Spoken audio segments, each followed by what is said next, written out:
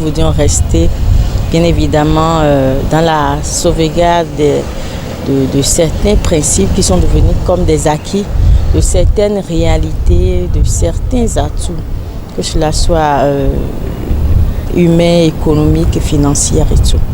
Et notre objectif sera atteint avec le président Olivier Bokor parce que nous avons pu analyser l'environnement du président Talon et nous nous sommes dit avec lui ce sera plus sûr parce qu'il est une personne dont personne n'ignore les qualités intrinsèques et donc ce sont simplement nos raisons de motivation.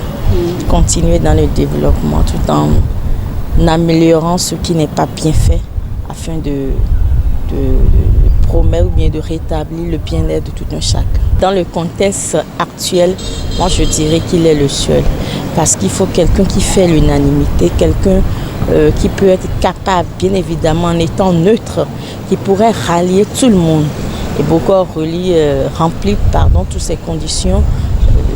Voilà, moi je pourrais dire pour l'instant, dans le contexte sociopolitique de notre pays actuellement et tout ce qui nous entoure dans la sous-région, Bokor est le meilleur candidat. C'est quelqu'un qui connaît le Bénin, que les gens connaissent de par ses activités. En fait, cette connaissance dont les gens parlent, c'est de façon... c'est-à-dire la propagande politique n'est pas autour, mais en matière de qualité, de valeur en la personne qu'il désigne, c'est que beaucoup le connaissent. Et ceux qui ont la chance de le fréquenter savent réellement quel genre d'homme il s'agit. Donc il a su traverser plusieurs régimes, plusieurs réalités sociopolitiques et il connaît réellement le Bénin. Et je pense que sur ces bases déjà, nous pouvons travailler afin de le faire connaître davantage par nos concitoyens. Monsieur Olivier Bokor, c'est un fervent qui a la crainte de Dieu. C'est un homme de développement. C'est un homme qui a la capacité de révéler davantage notre Bénin, notre pays. Voilà un peu ce qui nous amène à faire ce choix. Notre maître Olivier Bokor, nous sommes les disciples d'Olivier Bokor. Il est libre de dire oui ou non. Mais tantôt, je vous ai dit que c'est un choix divin, c'est le choix de Dieu.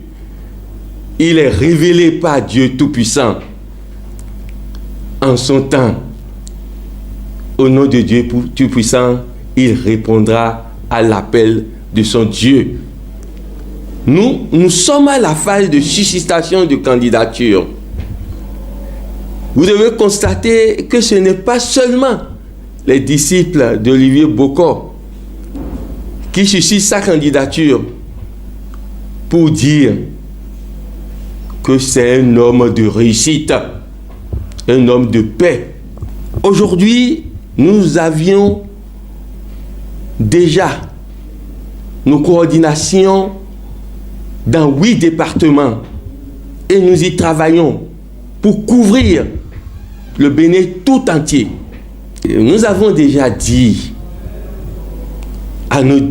aux disciples d'Olivier Bokor de s'engager et de mouiller les maillots pour que nous y parvenons. Ce qui a suscité notre choix, c'est l'envie de continuité. Lorsque nous voyons l'équipe qui est là et les actions menées par l'équipe qui est là, et que nous voyons aussi la sagesse de l'homme, celui qui est resté à côté de celui qui est là, on se dit les deux font un. Et que pour une continuité, il nous faut quelqu'un comme Olivier Bokor. Personne ne rejette l'appel de son peuple. Mais j'ai la certitude que M. Olivier Bokor répondra à l'appel de son peuple. La particularité de notre mouvement, vous l'avez constaté, nous ne sommes pas restés dans un bureau, dans les 4 murs pour dire nous créons un mouvement. Vous nous avez vu sur le terrain. Et l'année 2024 sera très dense pour les témoins d'Olivier.